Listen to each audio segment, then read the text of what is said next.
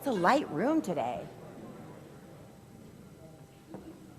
Good afternoon and welcome to the 5,421st meeting of this Rotary Club. I'm so glad you all braved the rain because it's a pretty light room today and we have a stimulating topic of presentation. So good to see you all today. Welcome to our visiting Rotarians and to our guests. We don't have a singer today, so we are going to do the Pledge of Allegiance. Stand if you are able and comfortable, please, and join me in saying the pledge. Let's pretend we have a flag over here. Oh, we have a flag. Okay. 1, Gay, you start. 2, 3. I pledge allegiance to the flag of the United States of America and to the republic for which it stands, one nation, under God, indivisible, with liberty and justice for all. And thank you to our veterans today and always for your service. The greeting line today was chaired by Dave Peterson and Deanna Persai, and that's for the Interact Committee. In a couple of weeks, we will be welcoming some of our interactors to this club to hear from them about their exciting projects and so that they can learn from us. Matt Bell, happy birthday today. Woohoo! And as always, the other birthdays being celebrated this week are up on the screen. Please be sure to wish everybody a very warm and special day. And now it's time for guest introductions. We've got Steve Preminger once again. You might all recall that as a Red Badger, he is co-chair of the Red Badge Committee, really doing some great work there. And he's also an ambassador of compassion. And then of course we have Johnny Camus, who's also been with us a number of times. Johnny, I'm looking for you. There you are. Could you please start with a brief introduction of yourself? Sure, I'm Johnny Camus, former council member, City of San Jose, and a new banker at Community Bank of the Bay. My sponsor was Catherine Tompkinson. Can I have some money, honey? Now that you're a new Absolutely. banker? Yeah, come on down. Steve. I prefer your introduction of me. I want to quit while I'm ahead. I'm Steve Preminger, brought in by the Honorable Rod Duradan. The Rod Squad. All right. If you have a guest or you're a visiting Rotarian, please stand. Johnny, we'll start up here, please, and then we'll go clockwise. We don't have our kai-kai today, so. Hi, President Karen. Hello. Mike Block from Block Construction Company. It's my honor to introduce again for a second, maybe third time, I think second at least, Mike Gudo. Mike is a retired business executive in the space and defense industry. And we got to know each other because his daughter used to work with our firm, and we miss her terribly still. Well, thank you, President Mike. And Mike, you have been here twice with us now. You're eligible to submit an application for membership. We'll look forward to that. You have new friends. All right. Yes. Hi, President Karen Irby Smith, retired consultant. It's my privilege today to introduce my good friend and a friend of the Hansons, Elaine Knornshield. Nice to have you, Elaine. Hey, President Karen, Gay Crawford, very old. I am really, really privileged to introduce, actually, Don Prolo's wife, Joanne Prolo. They are wonderful neighbors. Joanne is a gifted musician herself and has been very good to my friend Katya Graneva, who has played here in the past. Wonderful. I'm so glad you're here. I had the pleasure of talking to you on the phone about your membership. Thank you for your continued dedication. Okay, yes. Hi, I'm Steve Perry. I'm a guest, I want to say, for Jerry Hansen. Thank you. Welcome. And I understand we have some other visiting Rotarians. If you'd like to stand and be introduced. Yes. Johnny, over here. Thank you. Hi, my name is Christina Thatch. I'm with Mayor West Credit Union and the Evergreen Valley Rotary past president. I have our newest member, George and Joseph with I Can Bucket. And then we have a guest here, Vincent with Ballistics, and our VP Retail of Marketing, AJ Elias. And I'm excited to show them the opportunity of the network we have as a Rotarian. Thank you. We're very pleased to welcome you, and one thing that you can rest assured of, anywhere in the world in over 200 countries, you have 1.3 million people that are part of your Rotary family, and if you ever need help, reach out. I'm sure you'll get it. We can all attest to that. Any more introductions?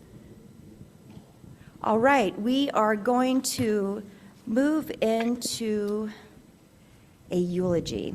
It's never a fun time, but may I please invite Tom Atkinson. It's nice to have you here with us today, Tom. Please talk to us about Jerry.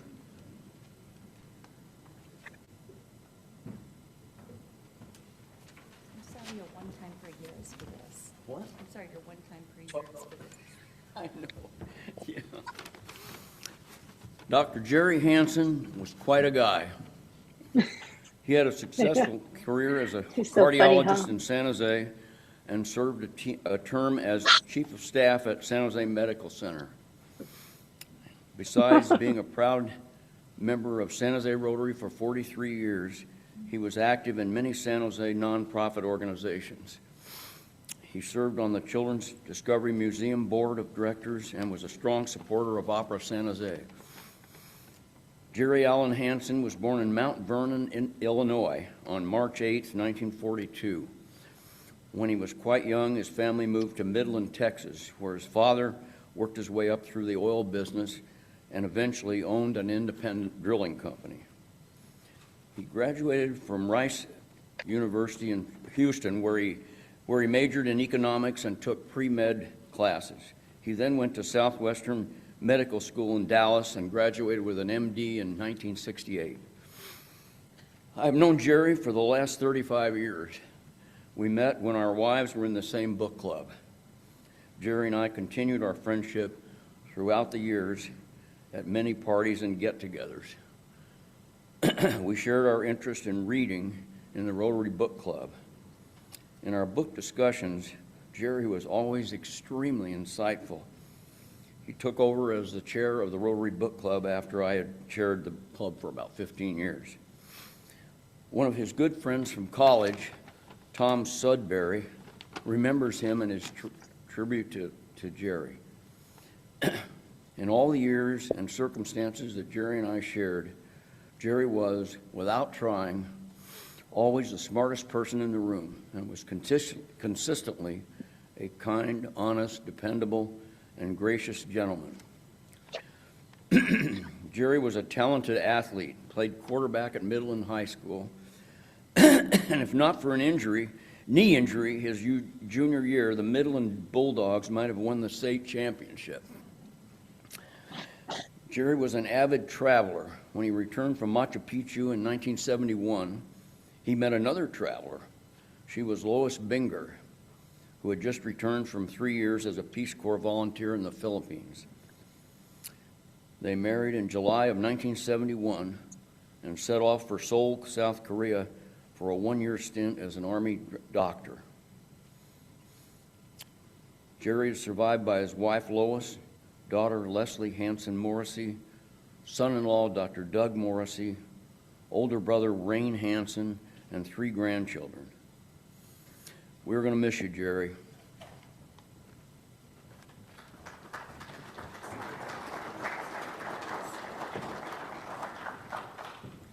Let's take just a brief moment of silence while we think about Jerry, his legacy, and we honor his remaining family members.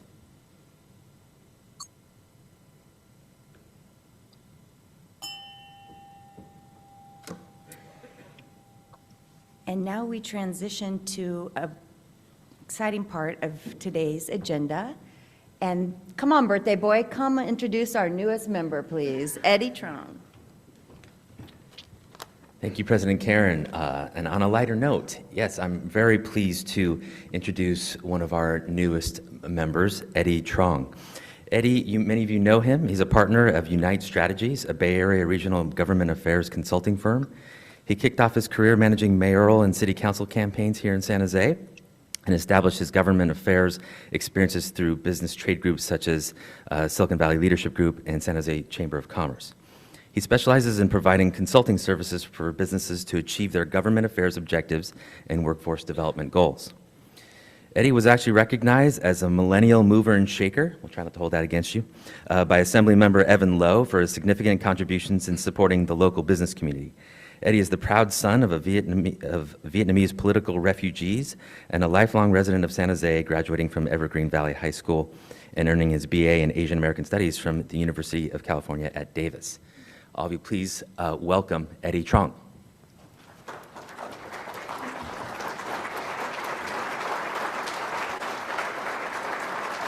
I always get a standing ovation. Thank you. Well, thank you, Matt, for sponsoring me, and thank you to President Karen for welcoming me here today. I didn't realize this, but I guess I was wearing the same outfit as my headshot one, so that was not planned. I'm sorry. You need a spreadsheet so you don't repeat. I'm here to share a few personal details about myself. I always tell folks that I have a type A personality when it comes to work. I'm always on top of everything, but in my personal life, I'm a total type B, and I let everything slide. And I want to give a few examples of that. I'm a major foodie. I love food so much, but you'll never catch me in the kitchen cooking anything. I'm a huge travel junkie. I love traveling the world, exploring new places, and having new experiences, but you'll never catch me planning anything with my friends. And just to give an example, in the last 15 months, I've traveled to Singapore, I've been to Vietnam, I've been to Tampa, I've been to Denver twice, I've been to Phoenix, I've been to Vegas 3 times, but depending on who you ask, I've never been there. And I've been to tribal reservation lands on a backpacking trip. I've been to Nashville, I've been to Italy, France, and hopefully I'll be traveling to Vietnam and Thailand this year. And I've never planned a single one of those trips, and somehow my friends keep inviting me to come back, so I must be doing something right. You're a good time, apparently. Yes. All right, and then you're going to take a picture of us. Dave Peterson, start making your way up. Oh, I'm in the middle? Oh, okay. Thank you. Thank you. Congratulations, we're glad. We have another world traveler, so today's topic is going to be quite interesting for you as you prepare for your next trip to Vietnam. Dave Peterson is going to talk to us about the Interact Committee now. Are you behind me? Come on That's up. how that works. I sneak right up on you and you join Interact. That's how that works. There's a button here, right? I can push that enter thing. Okay, there we go. So just a couple of quick examples. The Interact Club is a sponsored organization of our club. We sponsor 5 schools, 3 of which are active, 1 about to reactivate, and the other one we're still working on. So continued efforts to Overfelt and Lincoln, but a big shout out to Gunderson, Bellarmine, and Santa Teresa, who are all active clubs. This is an example of the work that the Santa Teresa Club does. They send me this newsletter on a monthly basis of their activities. They finished up December and told us what they're doing in January. They're constantly doing different things that relate to the outreach in their community. These are example pictures of the Fall Leadership Conference that occurred this last fall. Now, that's not just the 5 schools that we sponsor, but Interact Club is sponsored by Rotary District 5170 as much as it is the Rotary clubs in our community working with those high schools directly. And this, at Independent High School, every year brings, this year was about 2,500 to 3,000 high school students from the entire district together for a very energizing message forward that focuses on 2 main projects. One local, basically community-based program, then the other is an international focus around it. And I think I was just talking to my fellow committee member, Deanna here, who wants to connect to the tree planting. Well, they want to plant seeds locally and, of course, foster that future internationally. So I think we're going to make some great connections. And to the dedicated group of Interact committee members, if you just stand, because you are just an amazing group of people that help me and this community do so many great things. So thank you to all of what you do. David, you could stand too. We're going to get you active in this. So thank you very much. That was perfect. President. Thank you so much. All right. That's always exciting to hear about our younger members. Come on, Mr. Mirth Day. Brian Adams is going to lead us in some funny something. I don't know what it's going to be, but I'm excited to hear it. And you even have an extra minute. Oh, boy. Woo. Hi, everyone. Happy New Year. Happy New Year. So my policy is we can say Happy New Year up until Groundhog Day, and then that's it. Okay? So we only have a few more days. Speaking of New Year, it's a time when a lot of us did resolutions. Yeah? How many did actual New Year's resolutions? Do you do that anymore? Goals. So goals, she calls them goals. So a couple of weeks ago, I'm going through my walk in the neighborhood, yes, despite what I look like, I do walk in the neighborhood. And a couple blocks away, I noticed near the curb, somebody had left a treadmill out on the curb, just ready to get picked up. And I immediately said to myself, another failed resolution. This was literally a week or 2 weeks after New Year's. So it got me to thinking, what might be some failed New Year's resolutions? You with me? You with it? You got to buy the premise, otherwise this is going to be a long 2 minutes. It already is. Thank you very much. Good night, everyone. Drop the mic. So here are some failed New Year's resolutions. I did a little search and came up with these. I did not write these. Order every drink on the Starbucks menu. Has anyone done that? No, we failed. No. How about flamingo a friend's yard for their birthday or anniversary? Those pink flamingos? No, didn't do that. Another resolution, perfect your charcuterie board skills. I did that. Did you? I really did do that. I make a beautiful board, I swear. I have no doubt. I have no doubt. Celebrate Hallmark's countdown to Christmas in July. We can all do that. Host a chicken party. What is a chicken party? That would be the ultimate party foul when you think about it. That was a good one. Stop blaming my indigestion on my dog. Come on, we've all done that. And I really cleaned that one up. Let's see. Be on a first name basis with your regular DoorDasher. Your regular DoorDasher, that's the guy who delivers your food. Spend a day ending each sip of your drink with an enthusiastic, baby. Let's try that right now. Come on, take a sip and let me hear it. Yeah, see, most folks failed at that. Sing instead of speak for a whole day. Nicholas would do well doing that. By the way, I'm a little hurt. When you don't have a singer, call me up. I'll lead God Bless America. Oh, I didn't know that. Here's one. Go to work with my clothes on backwards, see if anyone notices. Communicate using cat or dog sounds the whole day. That would be a rough day, wouldn't it? And finally, yeah, thank you. Finally, I'll need your help on this one. Have a staring contest with my friend in the middle of a meeting. Let's try that.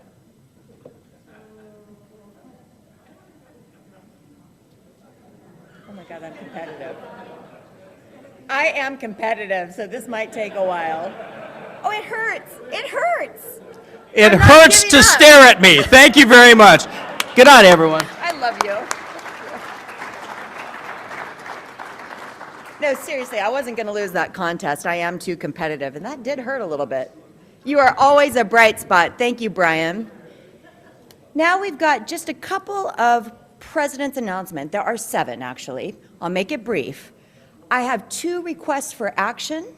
I have 2 upcoming events, 2 past events, and 1 fun fact. Are you ready?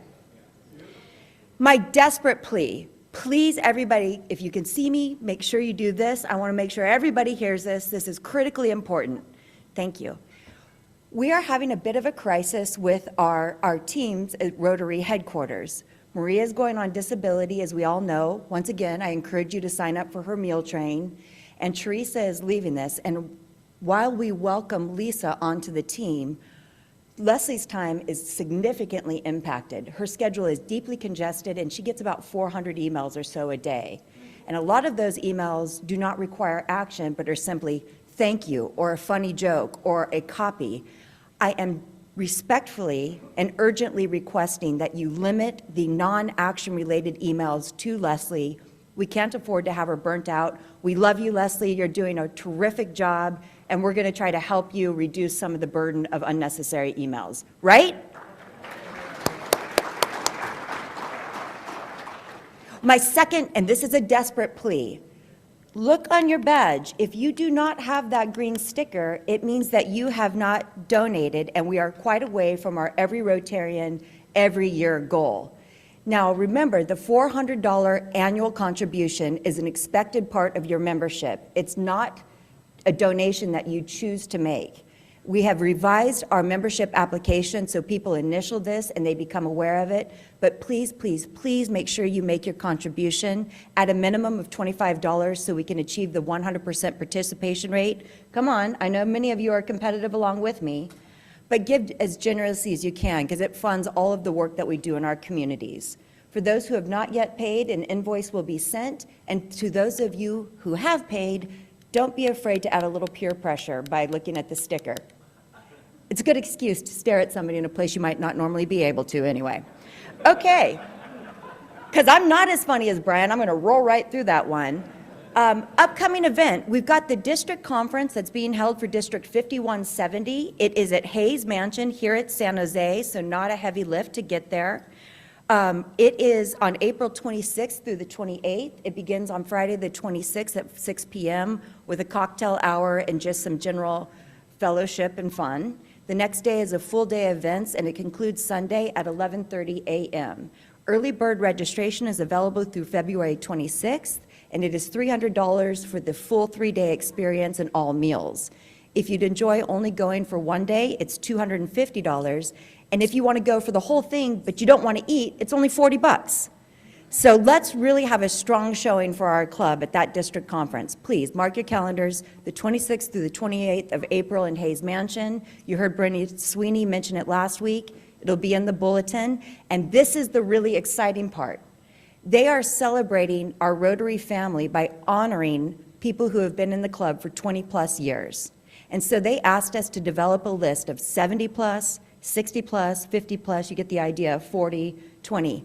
I am very proud to tell you that 119 Rotarians in this club have been in Rotary for 20 years or more. Pretty awesome. We have 2 in the 70 plus category, 1 in the 60 plus, 5 in 50 plus, 19 in 40 plus, 32 in 30 plus, and finally 60 in 20-year plus. That's a testament to the good work we do and how we feel about one another. Everybody in those categories I just mentioned are going to be honored at the lunch on Saturday, the 27th of April. So if you fall in that category but you don't want to spend the full $250, come and don't eat. Just let us honor you. It'll be a good time. And now an upcoming event, there is a flyer on your table, but the San Jose State University Committee that's co-chaired by Robert Davis and Deanna Persai are planning a walking tour of the university. It is scheduled for January 31st, which is a week from today, from 1:30 p.m. to 2:30 p.m. Now, brace yourselves. We're supposed to get 1.3 inches of rain that very day. If that happens, they will be postponing it and you will be sent an announcement. But in the event that atmospheric rain does not arrive, show up for the tour. It'll be super interesting. And if you have mobility needs, for example, if you need a scooter or some other device to help you traverse the campus, please let Deanna or Robert know and we will arrange for that in advance. Now, 2 past activities. The Fun and Friendship Committee did have their hike at Almaden Park this past Saturday, a gentle 5-mile hike followed by a nice picnic lunch. So they got right in there between the hours of rain and they had a good time. And then finally, I really wanted to highlight the Los Amigos Committee, who had an event last week for the Washington Elementary School teachers and staff. Wonderful pictures, really showed the camaraderie. And a special shout out to Audrey Fox and Sarah Janigan for their leadership in co-chairing that committee, and Adolfo for providing the food from Mezcal, and finally, the Culinary and Hospitality Committee for setting up, serving, and being ever present. And Kathleen, your photos are just, they really capture the joy of everything we do. Thank you for your hard work. Really good stuff. And finally, one fun fact, and I'm right on time. Guess who the newest honorary Rotarian is? Liam Neeson. You guys know the movie star, the big giant movie star? Let's have some enthusiasm. All right. from the Rotary Club of Ballymena, which I've never heard of, but we need people of that to socially model the good works we do and that people will want to emulate. All right, Larry Stone, you're making your way up here to introduce this week's speaker. Looking forward to hearing about those economic ties. Boo! But we love him for our evergreen visitor. That's All right. Ryan Hubris, a serial entrepreneur and business consultant, has an impressive portfolio, managing diverse projects for domestic and multinational startups and corporations. As the CEO of Royal Jade Group, he has orchestrated successful strategies for clients in real estate, investment, food services, media, entertainment, fashion, fitness, international trade, and nonprofits. He graduated from Santa Clara University with a degree in finance and Spanish, and an MPA from USC specializing in intergovernmental management. With more than 30 years of professional experience in the U.S. and 16 years in Vietnam, he has led 2 trade missions to Vietnam, strengthening his role and bridge for opportunities and best practices between the 2 nations. Recognized as a Person of the Year by the Vietnamese ARP in 2019, his commitment to the community and volunteerism in both countries is unwavering. Please give a warm Rotary welcome to Ryan Hubris.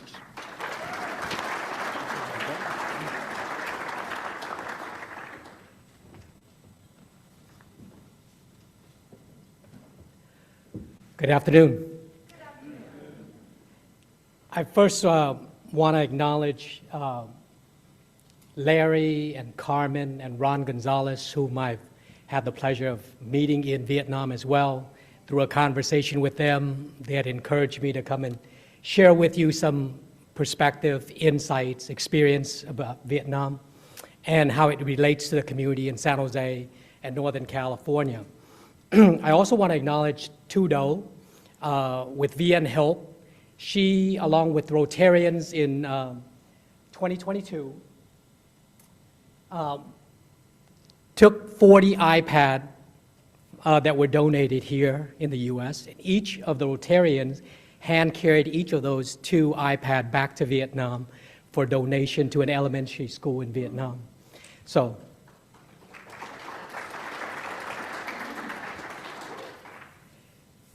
we were trying to, as I was going through to prepare for this presentation, I had several drafts that I had traded with Larry and Ron, and we were thinking about how am I going to unpack 16 years of experience living, working in Vietnam in a 20-minute period.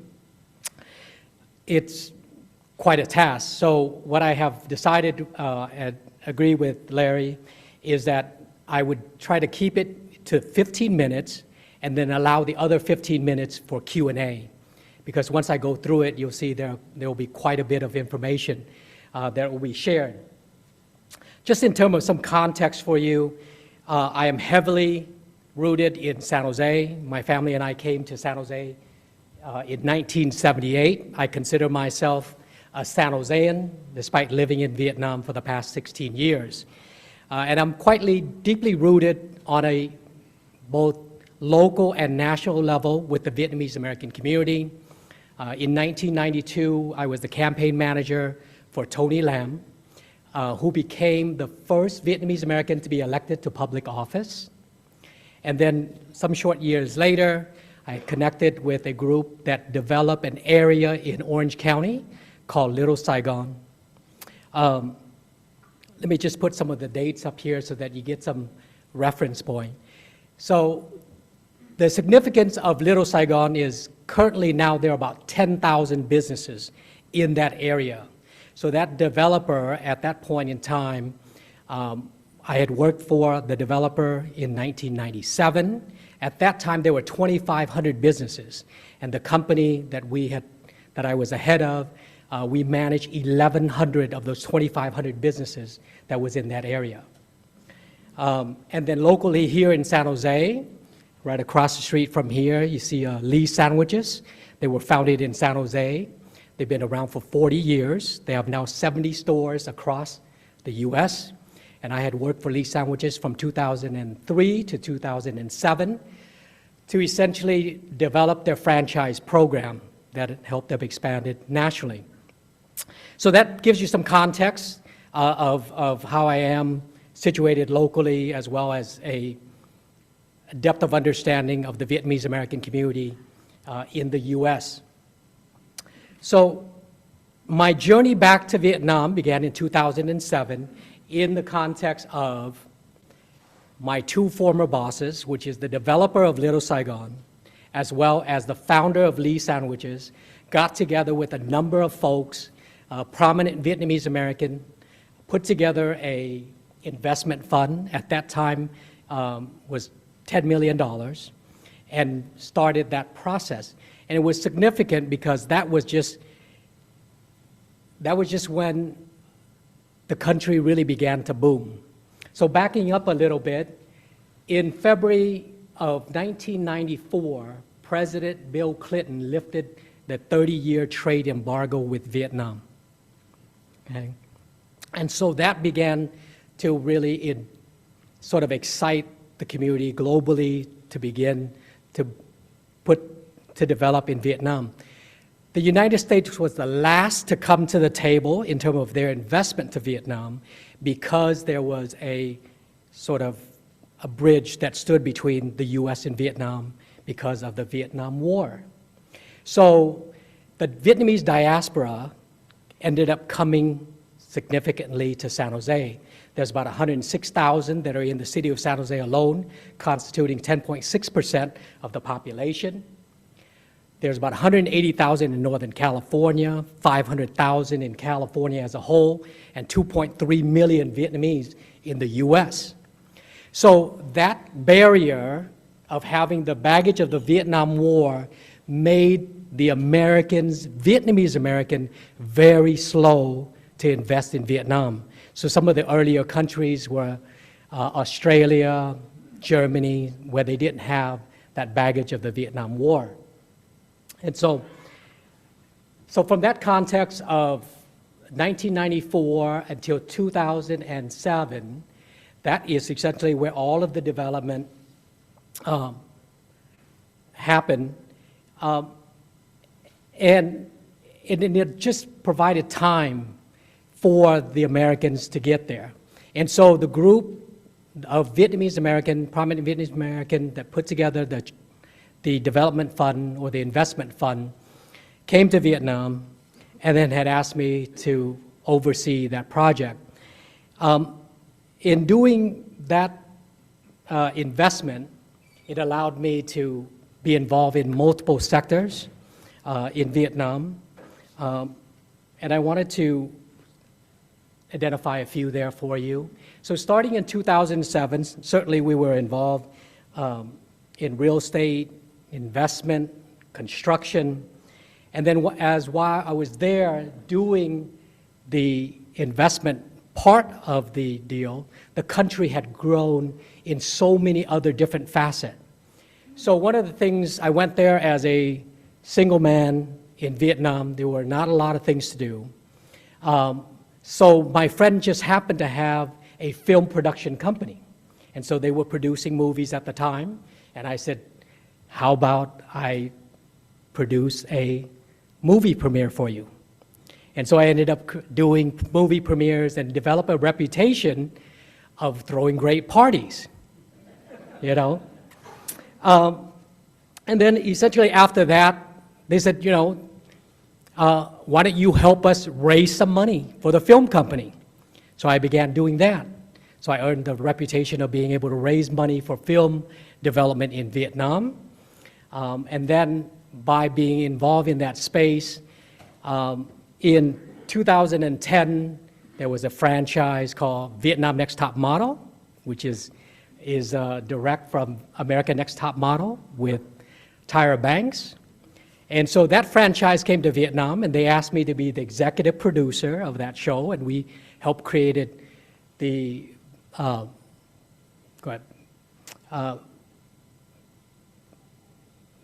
Vietnam Next Top Model, Project Runway, The Bachelor. So we essentially ended up creating a genre for reality TV in Vietnam.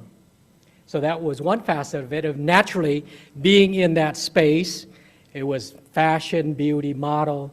So in 2014, I helped co-founded the Vietnamese International Fashion Week.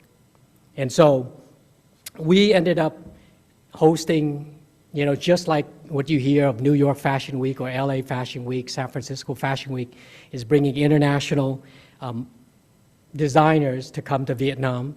And then, so that allowed us to present a different facet of what the, Vietnam could do and the possibilities. And along with all of that, I also had ended up working for a fitness organization called, of all things, called California Fitness and Yoga. They were a group out of Seattle that was, one of the owner of it was 24-hour fitness.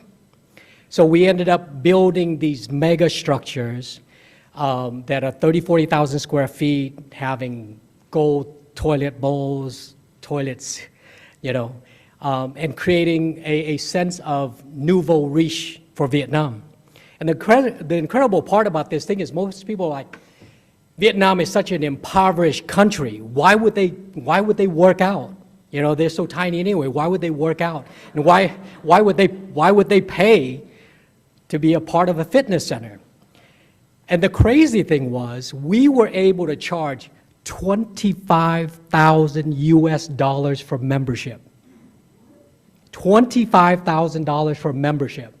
So the average club that we built was about $2.5 to $3 million. Okay, so for the U.S., it's fairly insignificant. For Vietnam at that time, an average employee was making $200 to $300 a month. So put that in context. However, we were able to create, leveraging Vietnam Next Top Model, you know, creating a lifestyle, sense of lifestyle, and creating as a place to gather, to do business. And so we were able to charge $25,000. And so each of the club, before we built it, we sold 100 membership. That was a founder's circle. Ended up paying for the club even before we opened. So people are like, how can people have that type of money? Well, one of the things in Vietnam that's really big, even though they may not use the fitness club itself, Vietnam is a country of relationships. And gifting is a big part of it. So they gift houses, they gift cars, education to children for these business working relationship. So we leverage on those opportunities, we sold those membership. And we did it. I was responsible under my watch from 2011 to 2015. We put 14 of those clubs together. And then it went on to be sold off to an investment firm in Australia in the tens of millions as an exit. Okay? So that facet, that's one facet of that experience. Back to the fashion a little bit. So as early as 2012, we brought the first Vietnamese model to New York Fashion Week. It was unheard of. So we were able to do that. And then last year, I brought a brand called Six Do. He's also a prominent designer in Vietnam. They have 60 stores across Vietnam with the vision of expanding in the US. And so they presented at New York Fashion Week for the first time last year. And then lastly, I want to talk about the trade mission and the economic impact that it has. In 2017 and 2018, I, along with Ron Gonzalez, who was the designated head of the trade mission, essentially brought 50 folks around the countries that include representatives from the National Association of Realtors, from SCORES, from Orange County, to go to Vietnam. And as a direct result of that, we were able to generate tens of millions of dollars of investment in both directions. And it's continuing today. from those type of relationship. So we're still facilitating both individual investment in Santa Clara County as well as corporate purchases of properties, commercial properties in Santa Clara County. So that is the, sort of give you a bit of the background that I've done. And then one of the things that Larry had asked me to talk about is, you know, what do I see as the future of Vietnam? What's my take of what the next few years will be, or the next 10, 20 years will be? So one of the things that I put down is that, what is it like, you know? How does capitalism work in a socialist society, in a communist society? And what I can say is this, is that Vietnam, in my opinion, is more capitalistic than where the U.S. is today. And here's why I say that. Because everybody in Vietnam works. There's no safety net. You could be handicapped, you could be single, you have to work. And everybody works. So everybody is either polishing your shoes, somebody else's shoes, selling flowers, selling bread from bread carts. So everybody is involved in that process. So the entire country right now, there's 100 million citizens in Vietnam. Half of that population is under the age of 30. They're tech savvy. They're incredibly competitive. They're entrepreneurial. So essentially, I'll give you an example. If I decide to open up a restaurant, and if I do well in that restaurant, the next day my neighbor will have a restaurant, and then another restaurant next to it. And before you know it, in that neighborhood alone, there could be 10 restaurants doing the exact same thing. And what that does is that you have to be good and great to survive. And that's how they do it, by neighborhood by neighborhood. If somebody decides to sell motorbikes, and for those of you who've been to Vietnam, you've seen a lot of motorbikes. And they do the same thing. They put together the first motorbike shop, then there'll be another one and another one. They will compete on price, on service, every aspect, to be the most competitive that they could be. And what's more unique, that was my 15-minute mark, so I'll try to wrap it up. So what's so unique about it is that Vietnam now is requiring that all students learn English.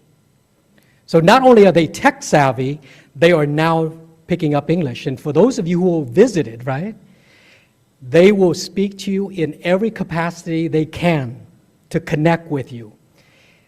So yes, how does that happen in a communist country where the people are, the perception is the people are suppressed. They don't have that sense of freedom. So how can they compete so competitively? Because it's that yearning to go ahead, to move ahead, right? To be better, to make a better life and better future. So that brings me to San Jose. San Jose is a city that has the largest Vietnamese American population in the U.S. with 106,000. We have a very, very vocal diaspora that have driven a lot of the politics as well as the economics in San Jose and Santa Clara County.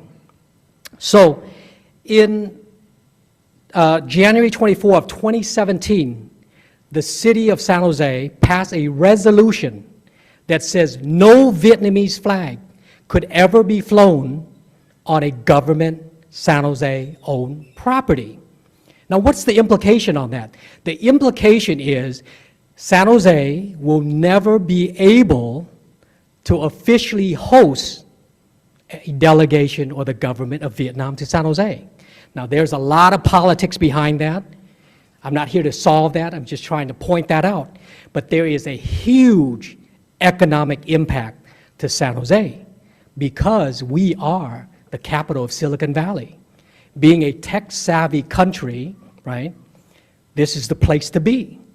And there's a lot of economic implication that is a part of a resolution that was passed some years ago, okay? And so, as it relates to Vietnam, for a country that is still dealing with landmines, Agent Orange, the majority of the people have forgotten about the past. It's all about envisioning that future.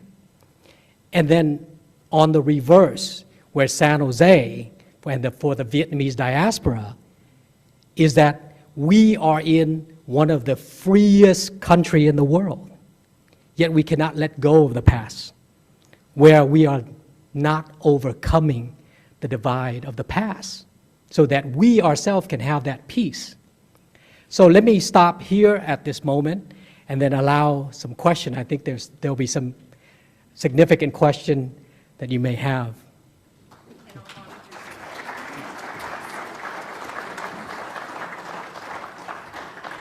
And I'll monitor the Zoom for questions as well. And I just have one question for you. Yes. When you plan your next trip, can you please invite Eddie? Because he loves to travel, but he doesn't want to plan it. Who's got questions? Right here. Yes, Tim Gill. Yes, good afternoon. In August of 2022, I was one of the Rotarians, and there's a few that went to Vietnam, and I was really struck by, there's 8 or 10 million people in Hanoi and 8 million scooters, but I was surprised how thriving it was, at least with the local small merchants. But how does the government get involved, let's say, in the big, because I saw a lot of high rises too, as far as big real estate transactions or mining, or do they have to have a percentage of ownership?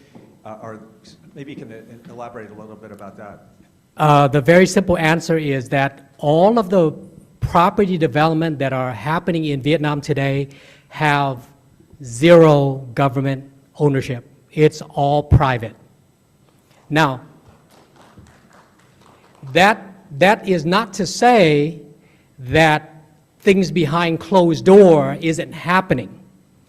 But on the surface itself, every property that are developed in Vietnam today are predominantly driven by private individuals and corporations. Yes, Larry. Yeah, I'm going to follow up on the last point that you made. I think back on what was a controversy around here in Little Saigon, and the intergenerational differences between those people, your adults, that came from Vietnam and the people that were born here. And that kind of conflict and what occurred here, and I think kind of exists behind the scenes at least, between those that, those that were born here in the United States and their parents and elders came from Vietnam. My general observation is this. There is a segment of the population, and war is never easy, right? So I do not want to diminish the pain, the loss, the experience of that. My family went through a lot of the same loss. We had to leave our home. My dad was on the verge of imprisonment. So many families were like that, and a lot of the members of the Vietnamese community that are in San Jose are still burdened with that, and some of them went to re-education camp for lots and lots of years. And so I want to focus less on talking about the politics of it, as it's just a general recognition of where we are, versus Vietnam is. Generationally, for the past couple of years, there have been significant numbers of the millennials and Gen Zs who have moved and relocated back to Vietnam. Vietnam in 2022 outpaced Singapore for having the highest investment in startups and in technology, which is pretty phenomenal, because the setup of companies originally happened in Hong Kong, And then it moves to Singapore as a platform to be able to facilitate that trade. But then now Vietnam is surpassing Singapore, just to give you an idea of sort of that growth and past. Does that answer your question, Larry? Okay. Yes, sir? Yeah, thank you, Ryan. Great presentation. All of us have noticed that more and more of our clothing is coming from Vietnam, and yet I have no idea what the working conditions are in those factories. I was wondering if you could describe that to us. Yeah, I have friends that are a part of the SJR campus, and when we talk about a SJR campus, we're talking about small as 20,000 people and as large as 100,000 plus. So here's the reality. Even today, those workers are only making $300 a month. $300 a month, okay? An average meal now, just by calculation, is costing $1.50 for lunch, okay? So speaking with some of the friends that are there, they essentially says that of that population, only 10% of them is able to have the capacity to store away enough money and family support to be able to get married. 90% of that population are essentially going to the factory so that they don't starve to death or their family have to take care of them.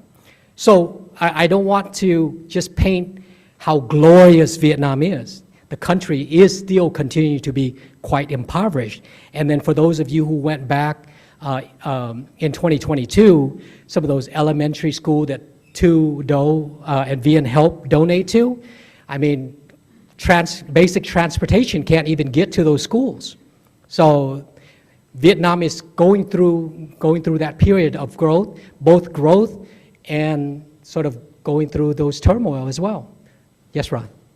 Thank you, Ryan.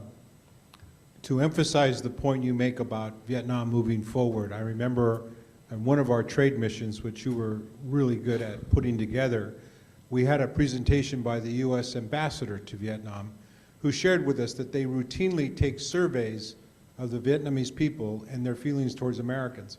And I was surprised when he shared that the country with the highest positive rating in all the countries that were surveyed was the United States. So it is a very much changing time for the country. You were there during the pandemic. What was it like for Vietnam during the pandemic?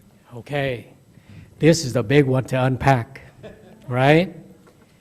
Freedom versus communism. Okay, in the US, go get your vaccine. Like, I'll think about it. Put on your mask. I'll think about it. In Vietnam, put on your mask. Yes, sir. Get your vaccine. Yes, sir. Otherwise, you're fined financially first, and second, you go to jail. So, capitalism versus democracy. Which one is better? I don't know. Communism. So, but here's the reality. Vietnam remained one of the top 10 country with the lowest COVID death. Yes, sir. So I was also part of that Rotary trip in 2022, and it was very instructive to go there. And there are a couple of questions or context, and then a question about the future. So the context, going to your point on COVID, one of the things we learned is that from people we talked to, they felt that the government had protected local industry and maybe penalized international companies. They'd made international hotels lower their rates, they promoted local travel, so they felt the government was protective of the local community in that way. We noticed that, going to your kind of contradiction of political system, economic system, tremendous respect for Vin Industries, and that leadership had admiration for people of wealth who were contributing to economic growth that you don't really see in this country. Mostly we are very skeptical of the wealthy. There seems to be much more admiration for what they'd achieved. And finally, still, we got to travel down into southern part of Vietnam, and there's still a political divide met our driver, who was very critical of his experiences, his family's experiences after 75. So how do you see this playing out in the future, this drive towards achieving a developed, prosperous country, admiration, push for growth, continuing political tensions, and then you mentioned the divide between coastal regions of Vietnam and the hill country, which tends to be much poorer, often minority populations. How do you see that playing out over the next 10, 15, 20 years?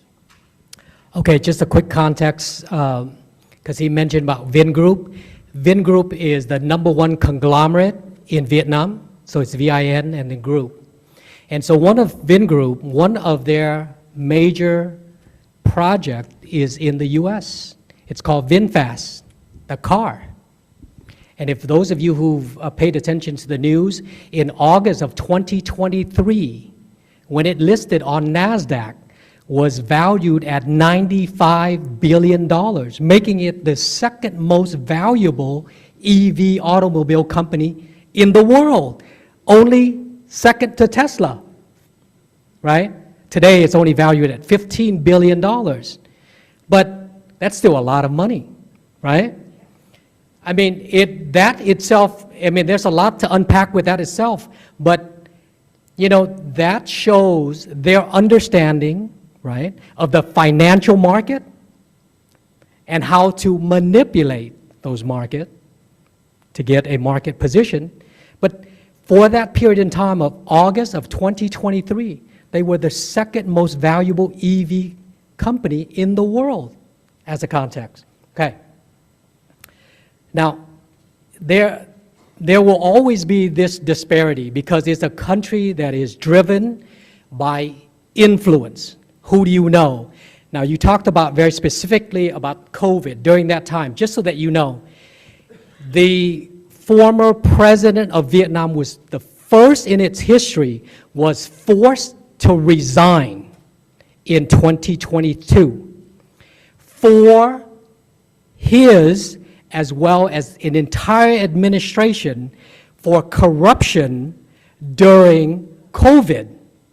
So, as he indicated, they jacked up all the hotel prices, right?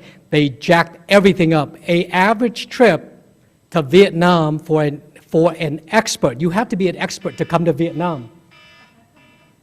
You had to be an expert to come into Vietnam. And that trip would cost you anywhere between $10,000 to $20,000. As an example, a friend of mine was stuck in the US and he had to come back for business in Vietnam. So when he arrived at the airport, they sent an ambulance to pick him up. And instead of being that $20 ride, charge him $1,000 per person. So those things happen.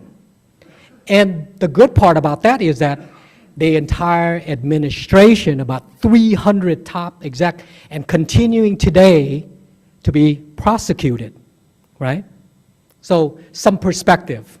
It's a big one. I mean, we can answer some more, but let me try to get your question. Ashley, very quick, we have 1 minute Yeah. for the question and the answer. Thank you. So a friend told me that in Vietnam, business is driven by bribery. And you mentioned that gifts were given a lot to encourage business relationships. Is that what you were talking about? Well, let me put it this way. You can call it whatever it is, right? For example, if Ron has a light distribution business and I have light fixture, if I want to do business with Ron before I go and meet with Ron, right? There has to be somebody between us that know Ron personally, that says, Ron, I got this guy, I want to do some business with you, right? And has to send a gift. And if he likes it, then he'll see me. If he doesn't like it, he doesn't have to see me. You see what I mean? Interesting. So, again, it's a big one, but that's as about candid as I could be. Thank you. That was wonderful, Ryan. Really great.